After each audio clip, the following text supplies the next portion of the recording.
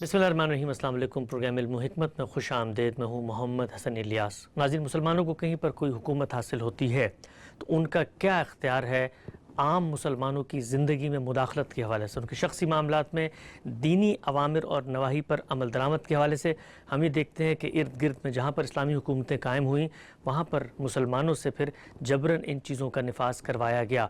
वो औरतों की तालीम हो, हिजाब का मसला हो, निकाब का मसला हो, इसी तरीके से खेल कूद के मामलात हों, फ़नून लतीफ़ा से मुतल्लिक़ चीज़ें हों, मुसलमानों को जहाँ पर इख्तियार हासिल होता है, कहा जाता है कि दीन का तकाज़ा है, मुसलमान हुक्मरान को यह हक़ हासिल है कि वो लोगों से जबरन उन पर अमल दरामद करवाएगा। गाम साहब का इस पूरे ज़मीन में क्या मौक़िफ़ है? हस्ब साबिक़ उसी मौजू को लेकर हाज़िर खिदमत है। आगाज़ करते हैं। हमारे तशरीफ़ फरमाएं जनाब जावेद अहमद गामदी साहब। अस्सलाम वालेकुम गामदी सर। वालेकुम अस्सलाम। आपसे बहुत शुक्रिया आपके वक्त का। गुज़िश्ता नशिस्त में बुनियादी मुक़द्दमात की तौज़ी और तनकी हो गई थी। आपने बताया था कि जो कुछ हुकूक़ व फ़राइज़ की बहस होती है पैदा कैसे होती है, पहले इसको समझें, रियासत क्या है, वजूद पजीर कैसे हुई है, और फिर दीनी इस्तदलाल का भी आपने आगाज़ कर दिया था। नमाज और ज़कात ज़ेर बहस है। आपने फरमाया था कि बुनियादी जो गलत फहमी है वो अमर बिल मारूफ़ और नही अनिल मुनकर के एक गलत तसव्वुर से कायम होती है, जिसके नतीजे में तस्वीर सामने आती है। फरमाइएगा आपके नज़दीक फिर अमर बिल मारूफ़ और नही अनिल मुनकर की इस ताबीर का क्या मतलब है? मैंने अर्ज़ किया था कि तीन ही चीज़ें हैं जिनको दीनी फ़राइज़ की हैसियत से कुरान मजीद ने बयान किया है। वो आयत भी मैंने आपके सामने रख दी थी। उसमें से नमाज के बारे में, ज़कात के बारे में हम तफसील के साथ गुफ्तगू कर चुके। मुसलमानों का पूरा इल्म ज़कात को वही हैसियत देता है जो मैंने आपके सामने बयान की है। चुनांचे एक ज़माना ऐसा रहा है कि जिसमें इस्लामी हुकूमत और गैर इस्लामी हुकूमत का फ़र्क इसी से वाज़ेह किया जाता था। अगर कोई शख्स चाहे तो ये बहस इब्न खल्दून के मुकदमे में देख सकता है। ठीक, वो चीज़ जो आखिर में ज़ेर बहस थी वो अमर बिल मारूफ़ और नही अनिल मुनकर है। ये आपने देखा होगा कि बिलअमूम इसी से इस्तदलाल किया जाता है। इसी की बुनियाद पर हमारे यहाँ भी बहुत सी कानून साजी हुई या होने का मुतालबा किया गया। जी, अमर बिल मारूफ़ और नही अनिल मुनकर क्या है? ये क्योंकि अरबी ज़ुबान के अल्फाज हैं तो इस वजह से जब ये बोले जाते हैं तो आम आदमी का तासुर ये होता है कि ये तो वो चीज़ है कि जो गोया दीन के तमाम मामलात हुकूमत के हाथ में दे देती है। मारूफ़ क्या है, मुनकर क्या है, पहले इसको समझ लीजिए। दीन में जो हिदायत हमें दी गई हैं, मिसाल के तौर पर थोड़ी देर के लिए मान लें कि हमें ये कहा गया है कि तुम मौसीकी नहीं सुनोगे, या इस बात को पाबंद किया गया है कि तुम निकाब पहनोगे, तुम्हारी औरतें निकाब पहनेंगी, या मर्दों के लिए भी कोई लिबास मुकर्रर कर दिया गया है, या दाढ़ी भी एक कानूनी हुक्म की हैसियत से दीन में शामिल कर दी गई है। थोड़ी देर के लिए मान लीजिए और ये बहस न करें कि इनमें क्या चीज़ सही है और क्या गलत है। ये जितनी चीज़ें हैं ये सब अगर फिलवाक़े दीन में उसी तरह हैं जिस तरह के बयान की जाती हैं तो ये दीन के अवामिर या दीन के नवाही हैं। इस मकसद के लिए जो लफ्ज़ इस्तेमाल किया जाता है वो अवामिर व नवाही है, यानी मारूफ़ और मुनकर नहीं बल्कि अवामिर व नवाही। क्या मतलब? और नवाही यानी वो चीज़ें जिनको करने के लिए दीन ने कहा है, वो चीज़ें जिनको करने से दीन ने रोका है। जी, दीन में जब कोई चीज़ बयान की जाएगी तो उसके लिए उन्वान अवामिर और नवाही का होगा। अल्लाह ताला के अवामिर, अल्लाह ताला के नवाही। मारूफ़ का मतलब है जो दुनिया में हमेशा से नेकी और भलाई की चीज़ें समझी जाती हैं। मारूफ़ क्या है? अल्लज़ी उरिफ़, यानी लोगों में जानी पहचानी अच्छी बातें, जैसे सच्चाई है, जैसे दयानत है, जैसे दूसरों के हुकूक अदा करने का दायिया है, जिस तरह लोगों के साथ नेकी करना है, इन्फाक करना है। ये सारी चीज़ें क्या हैं? वो मारूफ़ात जो हमेशा से दुनिया में अच्छी चीज़ों की हैसियत से माने जाते और समझे जाते हैं। इसमें थोड़ा बहुत ताबीर का इख्तलाफ हो सकता है, लेकिन अगर आप दुनिया पर एक निगाह डालें तो आप ये देखेंगे कि ये वो बुनियादी अखलाकियात हैं जिनको इतलाक़ी मामला तक में पूरी इंसानियत मानती है। यानी आप मशरिक़ से मगरिब तक सफ़र कर लें, कौन है जो ये कहेगा कि सच बोलना अच्छी चीज़ नहीं है, दयानतदारी अच्छी चीज़ नहीं है, लोगों के हुकूक अदा करना अच्छी चीज़ नहीं है, अदल करना अच्छी चीज़ नहीं है। ये वो सब चीज़ें हैं कि जो दुनिया भर में इंसानियत का बहुत बड़ा असासा समझी जाती हैं, बल्कि इंसानियत का शरफ यही मारूफ़ात है। तो मारूफ़ात ये चीज़ें हैं, यानी कोई दीन आके, कोई शरीयत आके जो अहकाम देती है उनके लिए लफ्ज़ मारूफ़ नहीं इस्तेमाल किया जाता। मारूफ़ दुनिया में पहले से मौजूद मानी हुई भलाई की बातें, मुनकर इसके मुकाबिल में है, यानी वो चीज़ें जो इंसानों के नज़दीक हमेशा बुराई की चीज़ें समझी जाती हैं। झूठ बोलना, کم تولنا، دھوکہ دینا، فریب کرنا، غبن کرنا، کسی کا مال چھیننا، کسی کی جان مال آبروی کو نقصان پہنچانا، یہ جتنی چیزیں ہیں یہ دنیا بھر میں منکر سمجھی جاتی ہیں۔ اب اگر آپ غور کر کے دیکھیں اور معروف اور منکر کے اس مفہوم کو سامنے رکھیں تو آپ یہ دیکھیں گے کہ جس طرح میں نے ان دو چیزوں کا حوالہ دیا کہ اللہ تعالیٰ نے ہمیں یہ کہا ہے کہ تم لوگوں کی رائے سے حکومت قائم کرو، اس پر بھی کم و بیش دنیا میں اجماع ہو چکا ہے، یعنی کسی نہ کسی پہلو سے اس کو اب مانا جاتا ہے۔ جو لوگ انحراف کرتے ہیں وہ بھی عقیدے کی سطح پر، نظریے کی سطح پر اس کا انکار نہیں کرتے، یعنی یہ بات مان لیتے ہیں۔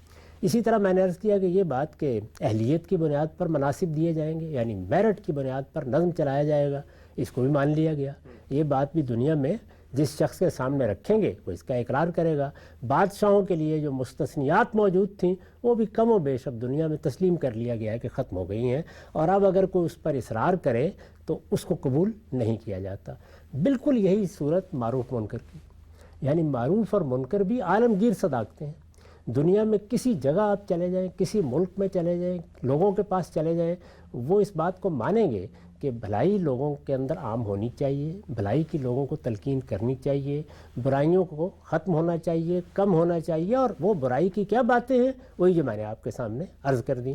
اس میں کہیں جزوی کوئی اختلاف ہو جاتا ہے تو پہلی چیز یہ ہے کہ معروف اور منکر کے بارے میں یہ غلط فہمی دور کر لینی چاہیے کہ یہ دینی احکام کا نام نہیں ہے، یعنی دین کے ایجابی احکام کو معروف اور دین کے سلبی احکام کو منکر نہیں کہتے، بلکہ ان چیزوں کو معروف اور منکر کہتے ہیں جو انسانوں کے نزدیک، پوری انسانیت کے نزدیک بھلائی کی حیثیت سے مانی جاتی ہیں معروف ہے، اور جو برائی کی حیثیت سے تسلیم کی جاتی ہیں وہ منکر ہے۔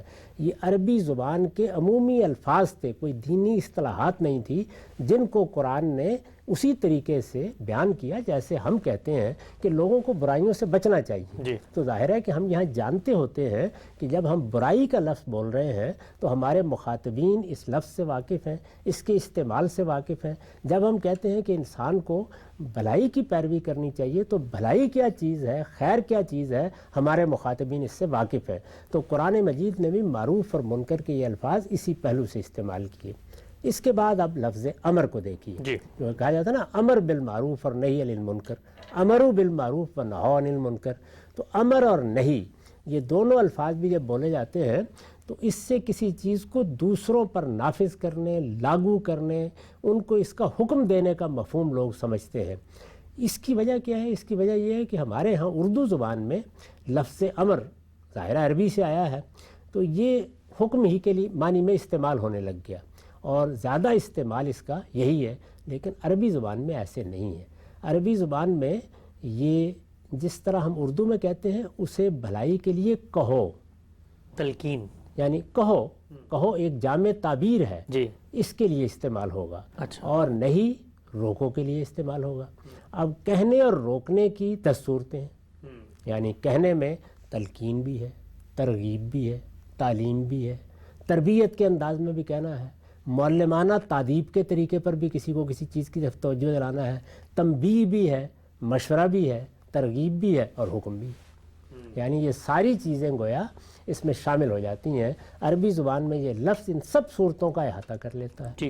یہی صورتیں نہیں کی، یعنی کسی کو روکنا ہے تو تلقین کے انداز میں روکنا، مشورے کے انداز میں روکنا، ترغیب کے انداز میں روکنا، ترہیب کے انداز میں روکنا، اسی طرح سے کسی کا ہاتھ پکڑ لینا یا اس کو روک دینا جس کو ہم کہتے ہیں۔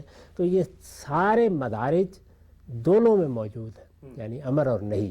لہٰذا ہر منکر یہ تقاضا کرے گا اور ہر معروف یہ تقاضا کرے گا کہ اس کی نوعیت کے لحاظ سے معاملہ کیا جائے۔ تو معروف اور منکر کے بارے میں اور امر اور نہیں کے بارے میں یہ پہلے بنیادی بات جان لیں۔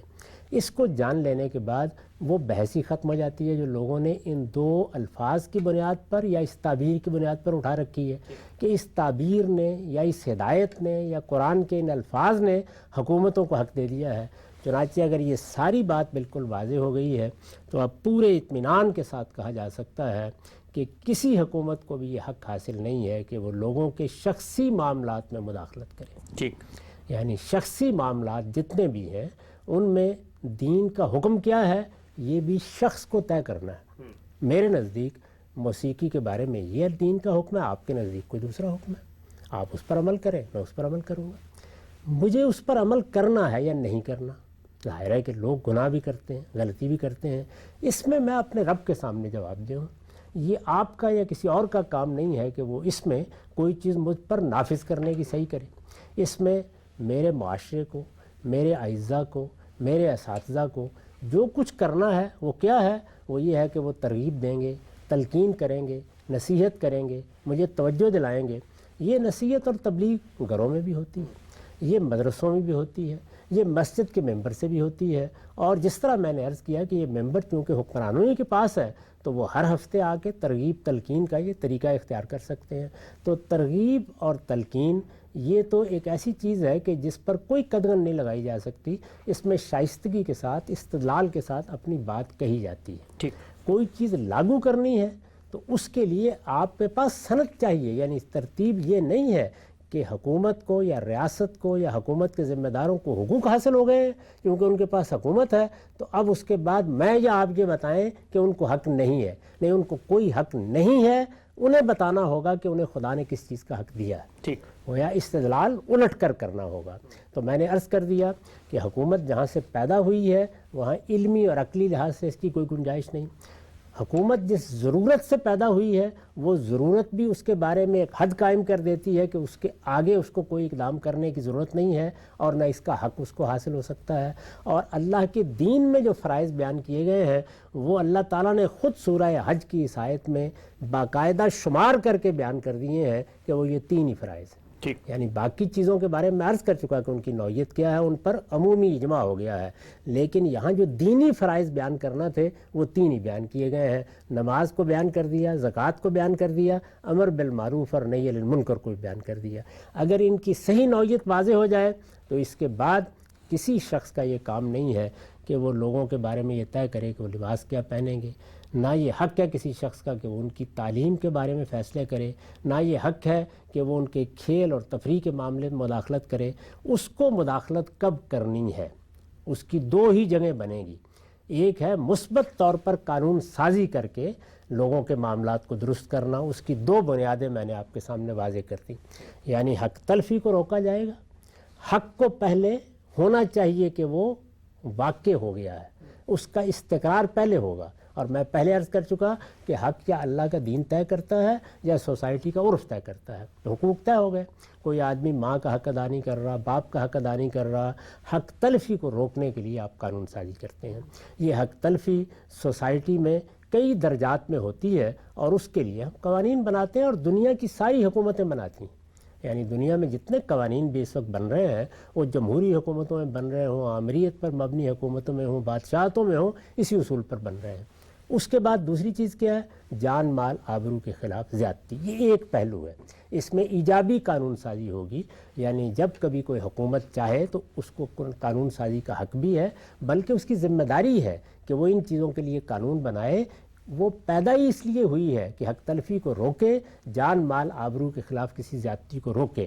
فلاں چیز حق تلفی ہے، فلاں چیز سے جان مال آبرو پر زیادتی ہو سکتی ہے یا ہوتی ہے، اس میں کسی جگہ اطلاق کی نوعیت کا کوئی سوال پیدا ہو سکتا ہے، اختلاف بھی ہو سکتا ہے۔ اس کا طریقہ بھی طے کر دیا گیا ہے کہ امرہم شورا بینہم کے اصول پر ہم اسے طے کر لیں گے، اکثریت کی رائے سے جو چیز طے ہو جائے گی وہ قانون بن جائے گی۔ لیکن جب قانون کا معاملہ زیر بحث آئے گا تو اس کے لیے یہ حد مقرر ہے، ہم وہاں بحث کریں گے کہ یہ قانون بنایا جا رہا ہے، اس معاملے میں لوگوں پر کوئی چیز لاگو کی جا رہی ہے تو آپ ثابت کیجئے کہ اس سے حق تلفی کو روکنا مقصود ہے، ثابت کیجئے کہ اس سے جان مال آبرو کے خلاف زیادتی کو روکنا مقصود ہے۔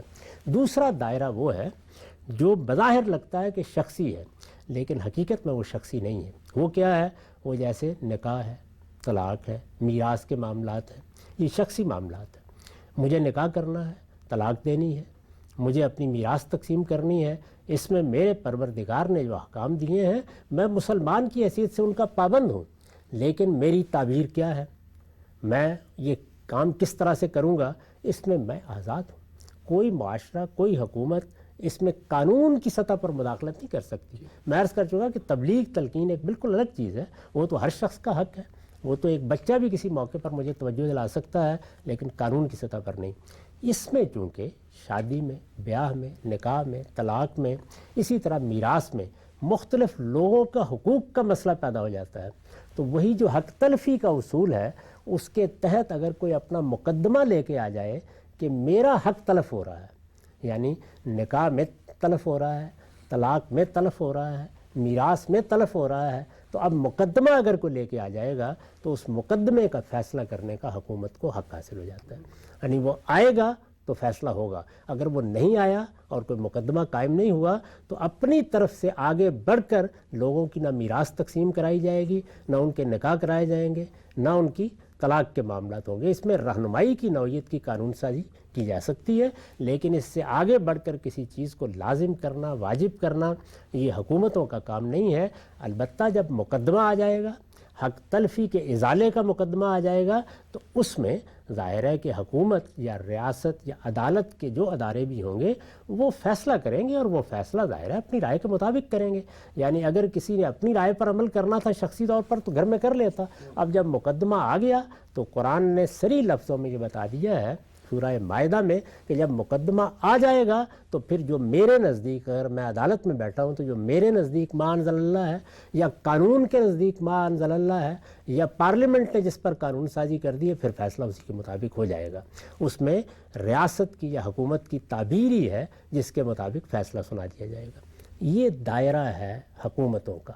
اس سے آپ خود اندازہ کر سکتے ہیں کہ کوئی ایک چیز بھی ایسی نہیں ہے جس کے بارے میں آپ یہ کہہ سکیں کہ یہ نافذ کرنی ہے۔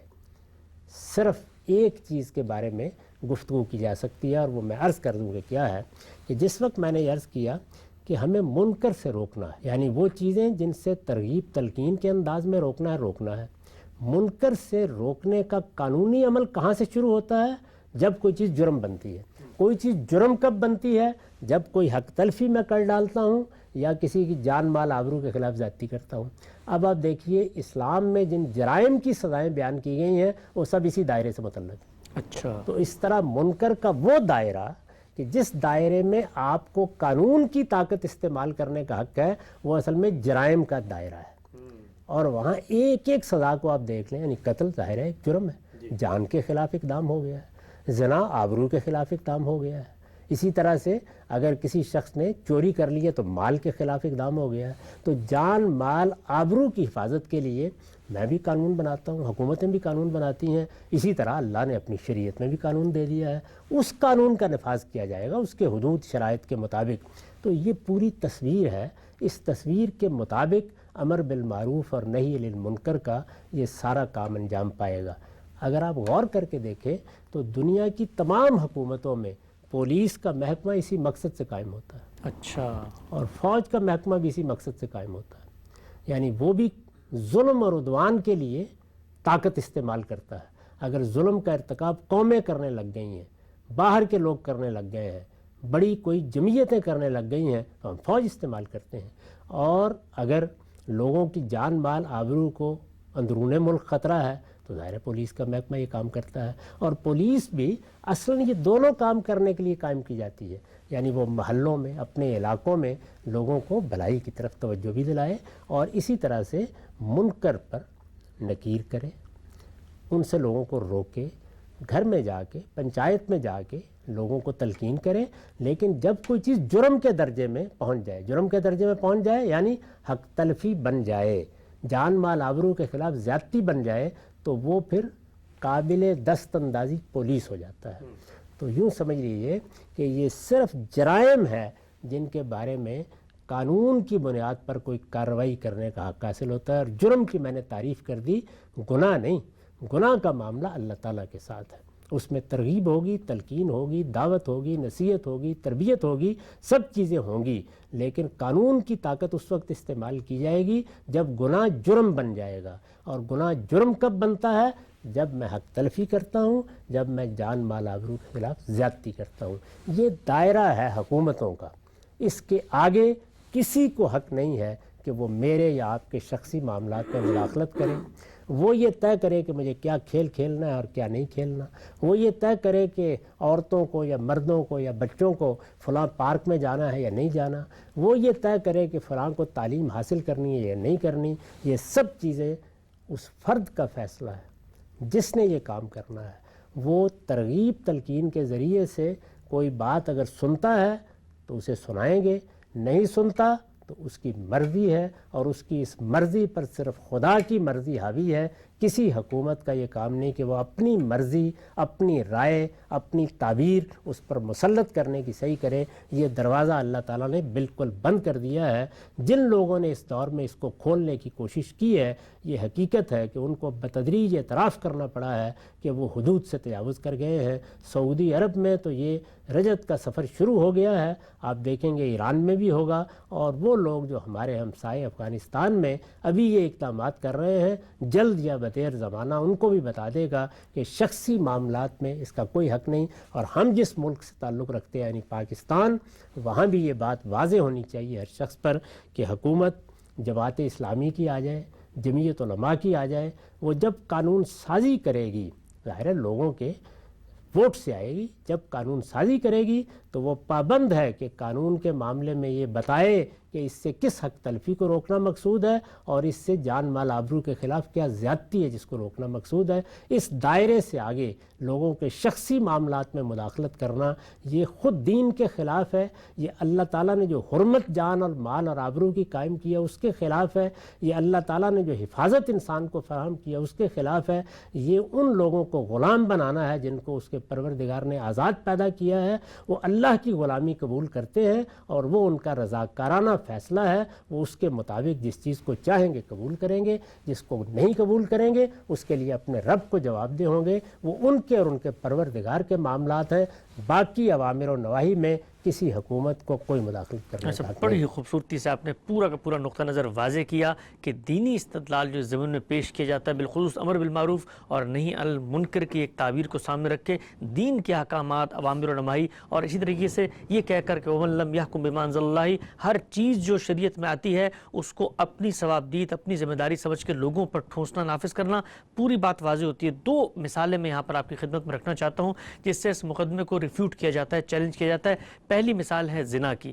کہا جاتا ہے کہ نہ حق تلفی ہو رہی ہے نہ زیادتی ہو رہی ہے، میوچول کنسنٹ سے، باہمی رضامندی سے ایک باشعور مرد، ایک باشعور عورت دنیا میں ایک کام کرتی ہے، لیکن اسلام نے اس کے اوپر بھی سزا مقرر کی ہے۔ نہ چوری ہوئی، نہ کسی پہ ڈاکہ ڈالا گیا، نہ قتل ہوا، باہمی کنسنٹ سے ایک کام ہے، دین نے تو اس پر بھی مداخلت کی ہے۔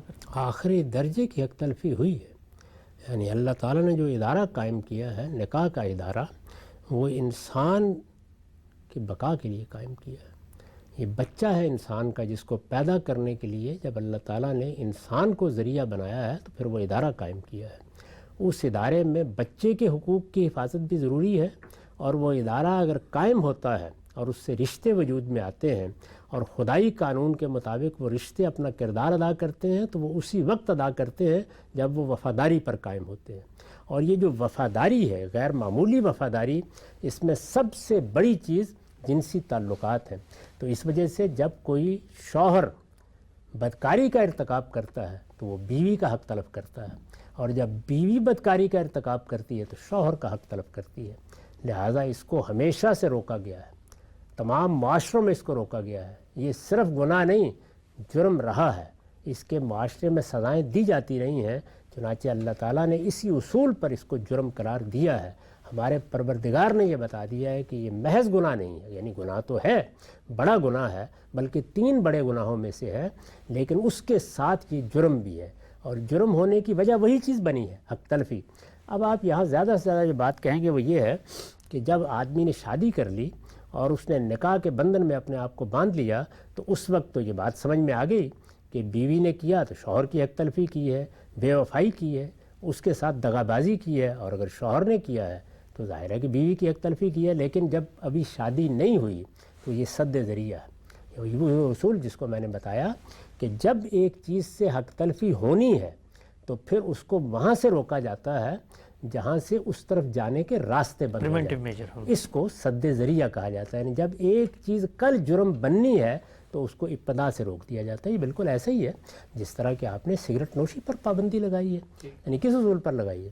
ایک چیز اگر نقصان دہ ہو سکتی ہے تو آپ اس کو ابتدا سے روک دیتے ہیں۔ کوئی آدمی یہ کہہ سکتا ہے کہ جی میں تو 2 کش لیتا ہوں، لیکن آپ کہتے ہیں کہ نہیں تم جہاز میں بیٹھے ہو نہیں پی سکتے، تم فلاں جگہ ہو تو نہیں پی سکتے، اور بعض اوقات اس پر آپ جرمانے کرتے ہیں اور سزائیں بھی دیتے ہیں۔ تو یہ وہی اصول ہے کہ حق تلفی کے معاملے میں قانون سازی ہوگی، جان مال آبرو کے معاملے میں قانون سازی ہوگی، کیونکہ جب حق تلفی ہوتی ہے تو گناہ جرم بن جاتا ہے، جب جان مال آبرو کے خلاف زیادتی ہوتی ہے تو گناہ جرم بن جاتا ہے۔ زنا ایک جرم ہے، لیکن یہ ہمارے سامنے اس وقت نمایاں ہو کر جرم بنتا ہے جب رشتہ ازدواج میں لوگ بندھ جاتے ہیں، اس سے پہلے کیونکہ یہ چیز ایڈکشن پیدا کرتی ہے، تو اس لیے ہمارے دین کا مزاج یہ ہے کہ اس نے سدن للذریعہ ابتدائی سے اس کو روک دیا ہے اور ابتدائی سے اس کو جرم قرار دے دیا ہے۔ یہی معاملہ باقی تمام چیزوں میں بھی کیا جائے گا۔ ٹھیک ہے، نقطہ آپ نے واضح فرمایا۔ ایک اور چیز میں آپ کے سامنے پیش کرتا ہوں، اس کے بارے میں بھی یہ کہا جاتا ہے کہ اس کو تو شریعت نے اللہ اور رسول کے خلاف جنگ قرار دیا گیا ہے، گویا ایک طرح کا تعبدی امر ہی ہے کہ اللہ نے اس کی چیز مقرر کر دی ہے، علت بھی واضح ہو گئی ہے۔ سود ہمارے ہاں یہ واضح ہے، خود قرآن مجید نے بتایا کہ اس کے بعد اگر تم سود لوگے تو پھر ریاست جنگی کارروائی بھی کرے گی، وہاں پر بھی کسی کی حق تلفی نہیں ہوئی، دین کا حکم تھا سود کی ممانعت کا، اس کی وجہ سے ریاست نے اس کو نافذ کیا۔ بالکل حق تلفی ہوئی ہے، یعنی قرض دینا ہمارے دین میں تبرع کا عمل تھا، نیکی کا عمل تھا، خیر کا عمل تھا۔ بعض لوگوں نے آگے بڑھ کر اس کو کاروبار بنا لیا، جیسے کہ اس وقت بھی بینکاری کا نظام بناتا ہے۔ تو جب آپ نے اس کو کاروبار بنا لیا اور اب آپ اس پر سود کا مطالبہ کرتے ہیں تو آپ اکل الاموال بالباطل کا ارتکاب کرتے ہیں۔ اچھا، یعنی آپ اصل میں دوسرے کا مال باطل طریقے سے چھینتے ہیں۔ ظاہر ہے کہ اس کی ضرورت ہے، وہ تو دینے پر آمادہ ہو جائے گا۔ تو جب آپ یہ زیادتی اور ظلم کرتے ہیں، اور قرآن نے اس کو ظلم کہا، یعنی یہ مال کے خلاف ظلم ہے، اس وجہ سے اس کو روکنے کے لیے قانونی اقدام کا حق دیا گیا۔ یعنی جس طریقے سے بدکاری میں حق تلفی ہوتی ہے، اسی طرح جب آپ قرض پر منفعت کا مطالبہ کرتے ہیں اور قرض کو کاروبار بنا لیتے ہیں، یعنی قرض دینے اور لینے کو، تو آپ اصل میں اکل الاموال بالباطل کا ارتکاب کرتے ہیں، اور جب آپ یہ کام کرتے ہیں تو آپ ایک جرم کا ارتکاب کرتے ہیں، اس سے آپ کو روکا جائے۔ ٹھیک ہے، نقطہ بھی آپ نے واضح فرمایا۔ اچھا، ایک بات آپ نے کی کہ مثال کے طور پہ میراث کے احکام ہیں، طلاق کے، نکاح کے معاملات ہیں، شخصی احکام تھے، آپ نے باہمی طور پہ جو کرنا تھا اپنی انڈرسٹینڈنگ کے مطابق کیجئے، لیکن نزاع پیدا ہو گیا ہے، آپ آگے حکومت کے پاس، تو اب جو اس کی تعبیر ہے وہ اس کے مطابق فیصلہ کر دے گی۔ سوال آپ کی خدمت میں یہ ہے کہ ایک باپ اور بیٹے میں نزاع ہو جاتا ہے، باپ کہتا ہے موسیقی نہ سنو، میرے نزدیک حرام ہے، بیٹا کہتا ہے میں تو اس کو مباح اور جائز سمجھتا ہوں۔ اب ان دونوں کا نزاع اگر حکومت کے پاس جاتا ہے تو کیا اس صورت میں بھی حکومت کی جو تعبیر ہے، مثال کے طور پہ وہ سمجھتی ہے کہ موسیقی حرام ہے، تو بچوں کہے گی تم نے نہیں سننی ہے؟ باپ کے اختیارات صرف اس وقت تک ہیں جب تک کہ بچہ بالغ نہیں ہوتا۔ جب وہ شعور کی عمر کو پہنچ جاتا ہے، اس کے بعد باپ کو بھی کوئی حق نہیں ہے، ماں کو بھی کوئی حق نہیں ہے۔ اس کے بعد تو تبلیغ ہوگی، تلقین ہوگی۔ باپ کا حق بھی یہی، ماں کا حق بھی یہی، معاشرے کا حق بھی یہی، ہر ایک کا حق یہی ہے۔ باقی رہی یہ بات کہ کسی ماں نے یا باپ نے کسی بچے کے ساتھ معلمانہ تادیب کا طریقہ اختیار کیا یا تنبیہ کی ہے، تو ان چیزوں کے بارے میں وہی معاملات طے ہو جاتے ہیں۔ وہ عدالت میں کیوں آئیں گے؟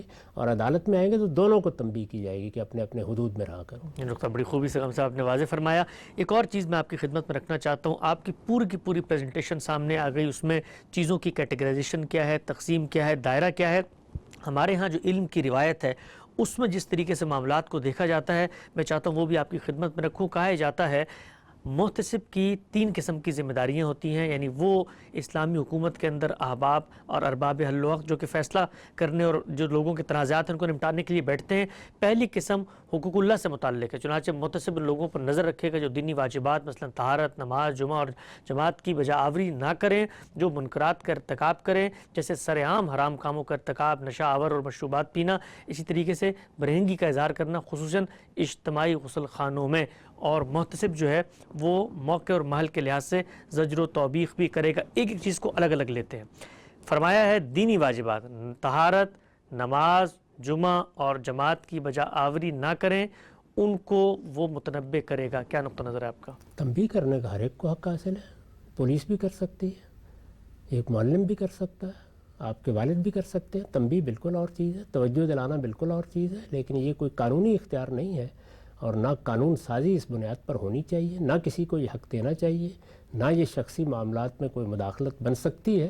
البتہ تبلیغ تلقین تو میں نے عرض کیا کہ ہر سطح پر ہو، اس کے لیے آپ کوئی محکمہ بھی قائم کرنا چاہتے ہیں ضرور کریں۔ میں نے تو عرض کر دیا ہے کہ پولیس کا محکمہ اصلاً اسی مقصد سے قائم کیا جاتا ہے، یعنی اس کے لیے الگ سے محتسب کا لفظ استعمال کرنے کی کوئی ضرورت نہیں ہے۔ یہی پولیس کا محکمہ یہ خدمات بھی انجام دیتا ہے۔ گلی میں، بازار میں بعض موقعوں کے اوپر پولیس تنبیہ کرنے کے لیے پہنچ جاتی ہے، توجہ دلاتی ہے، لیکن حد وہی ہے کہ وہ کام جو تبلیغ تلقین سے کرنے ہیں وہ گناہ کے کام ہو سکتے ہیں، وہ ایسی برائیاں ہو سکتی ہیں جن کو میں آپ برائی کہیں یا اللہ کا دین برائی کہے، ان کے بارے میں آپ توجہ دلائیے، تنبیہ کیجیے، آپ کہیے، تلقین کیجیے۔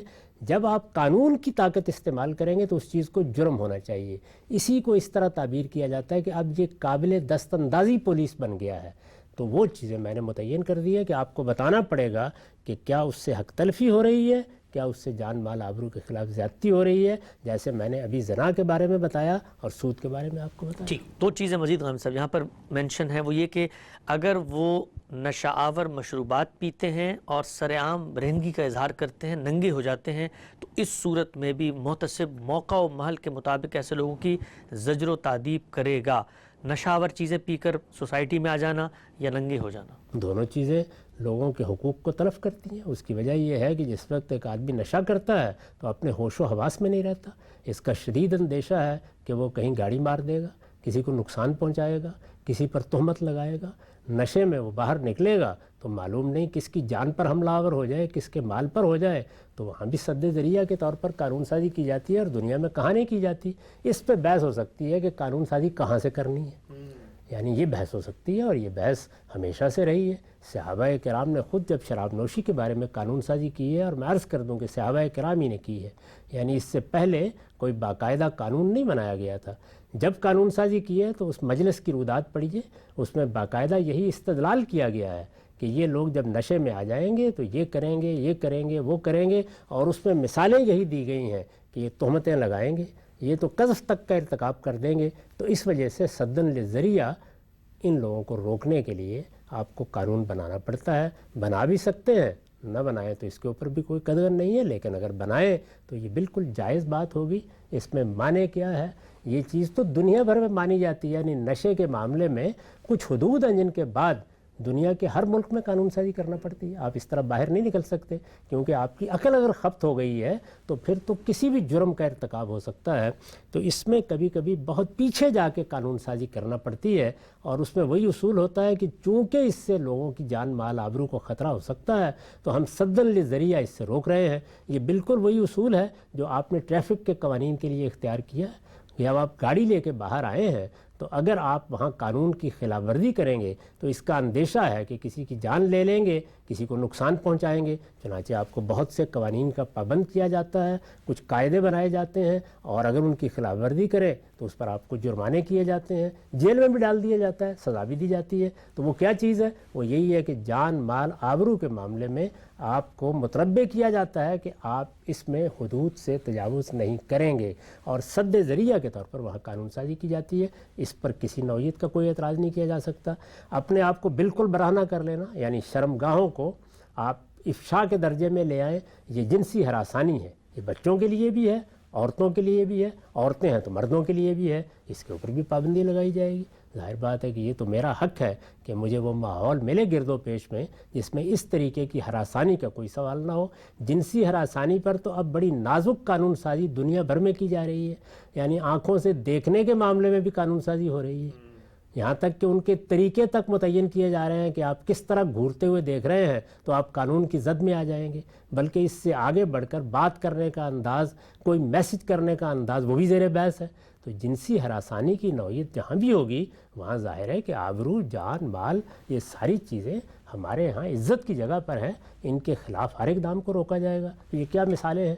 ان تمام معاملات میں قانون سازی ہو سکتی ہے۔ ٹھیک، اچھا ہم سے یہ بتائیے گا، ہم نے یہ دیکھا خود سعودی عرب کے اندر بڑے لمبے عرصے تک لوگوں کو نماز پڑھوانے کی باقاعدہ ایک فورس بنی ہوئی تھی، وہ آتی تھی، ہوٹر بجتا تھا، کچھ نہ ہو تو کسی کو تھوڑی تنبیہ بھی کر دیتے تھے، کوئی کھینچتان بھی لیتے تھے، سزا کا کوئی نفاذ نہیں ہوتا تھا۔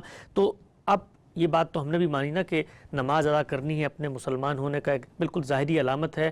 اگر کوئی شخص یہ کہتا ہے کسی سوسائٹی میں کہ جی میں نماز نہیں پڑھتا، میں تو دکان کھول کے بیٹھا رہوں گا، تو اس موقع پر پولیس ہو، محتسب کہیں، اسلامی حکام کہیں، ان کی کیا حدود ہے, کیا دائرہ ہے, وہ کہاں تک اس کو لے جا سکتے ہیں نماز پڑھانے کی؟ توجہ دلائی جائے گی, تلقین کی جائے گی, نصیحت کی جائے گی, تعلیم تربیت کا بندوبست بھی ہوگا, مسجدوں کے ذریعے سے بھی کریں گے, آپ اپنے تربیتی اداروں کے ذریعے سے بھی کریں گے. اگر کوئی آدمی اس درجے میں کھڑا ہو جاتا ہے اور وہ کہتا ہے کہ میں نماز کو اب مانتا ہی نہیں ہوں, یا میں اس کا کسی حال میں بھی اہتمام کرنے کے لیے تیار نہیں ہوں, تو پھر وہ اسلامی حکومت میں ان حقوق سے محروم ہو جائے گا جو مسلمان کی حیثیت سے اس کو حاصل ہے. اچھا, بس اس سے زیادہ آپ کچھ نہیں کر سکتے. ٹھیک. اور مسلمان کی حیثیت سے حاصل ہیں, جو انسان کی حیثیت سے اس کو حقوق حاصل ہیں اور مان لیے گئے ہیں, وہ زیر بحث نہیں ہے. ٹھیک ہے, نقطہ بھی واضح کیا. اچھا, اس میں یہ بھی بتائیے گا ہم صاحب, یہ جو پہلی ذمہ داریاں متعین کی ہماری فقہ کی کتابوں میں آتی, وہ معاملات جو اللہ اور بندے سے متعلق ہیں, ان میں محتسب کیا کر سکتا ہے؟ تو جس طرح سے آپ نے واضح کیا کہ بھئی نشہ کر کے کو باہر نکل آتا ہے یا برہنہ ہو کے نکل آتا ہے, دین بھی ہمیں حفظ فروج کا حکم دیتا ہے, لیکن یہاں پر جو تنبیہ یا تعدیب کی جا رہی ہے وہ دینی حکم کے پس منظر میں نہیں ہے, بلکہ لوگوں کی حق تلفی کے پہلو سے ہو رہی ہے. یقیناً یہ دین ہی کا حکم ہے کہ حق تلفی کو بھی روکا جائے. ہاں بالکل, دین ہی کا حکم ہے کہ جان مال آبرو کے خلاف زیادتی کو روکا جائے. یہ دین کے احکام تو ہیں, یعنی دین کے احکام 10 ہو سکتے تھے, ان میں سے یہ 2 چیزیں ہیں جن کو قانون سازی کی بنیاد بنانے کی اجازت دی جائے گی. کیوں دی جائے گی اس کی تفصیل میں آپ کے سامنے عرض کر چکا ہوں. ٹھیک. یعنی آپ کو بتانا پڑے گا, جیسے میں نے ابھی بتایا آپ کو کہ یہ حق تلفی ہوتی ہے, اور حق تلفی ہو رہی ہے یا جان مال آبرو کے خلاف زیادتی ہو رہی ہے, تو اس میں سدًا للذریعہ قوانین بنائے جاتے ہیں. پھر عرض کر دوں کہ سد ذریعہ کیا چیز ہوتی ہے. یعنی آپ کسی چیز کو ابتدا سے روکتے ہیں. اب مثال کے طور پر نشے کی چیزیں ہیں, وہ جان کے لیے خطرہ بن جاتی ہیں, آبرو کے لیے خطرہ بن جاتی ہیں, اسی طرح سے انسان کی عقل کو خبت کر دیتی ہیں, لیکن ان کی ابتدا سے کیوں پابندی لگائی جاتی ہے؟ تاکہ ایڈکشن نہ ہو جائے. تو آپ دیکھیے کہ جنس یہی ایڈکشن پیدا کرتی ہے, نشہ یہی ایڈکشن پیدا کرتا ہے, جوا یہی ایڈکشن پیدا کرتا ہے. تو وہ چیزیں کہ جن کو ابتدا سے روکنا ضروری ہے, جیسے سگریٹ پینے کے بارے میں میں نے عرض کیا, ان میں بتانا پڑے گا آپ کو کہ یہ بالآخر حق تلفی پر منتج ہوں گی, یہ جان مال آبرو کے خلاف زیادتی پر منتج ہوں گی, تو اب آپ ان کو سد ذریعہ کے طور پر بھی روک سکتے ہیں. یہ جو آپ نے محتسب کا لفظ بار بار استعمال کیا, عرض کر دوں کہ یہ کوئی اسلامی ادارہ نہیں ہے. اچھا, یعنی ایسی کوئی چیز نہیں ہے. اصل میں پولیس کا محکمہ ہے, پولیس کا محکمہ احتسابی کے لیے قائم کیا جاتا ہے, لیکن آپ اس کے لیے محتسب کا لفظ استعمال کرنا چاہیں, آپ محتسب کے نام سے کوئی ادارہ قائم کرنا چاہیں, حدود وہی رہیں گے جو میں نے عرض کر دی ہے. پولیس جو کام کرے گی اس کے حدود بھی وہی ہیں, احتساب کا ادارہ یہ کام کرے گا اس کے حدود بھی وہی ہیں. یہ بات طے ہے کہ شخصی آزادیوں میں کوئی مزاحمت نہیں ہو سکتی, شخصی آزادیوں میں کوئی مداخلت نہیں ہو سکتی, ہر حال میں آپ کو یہی کرنا ہے.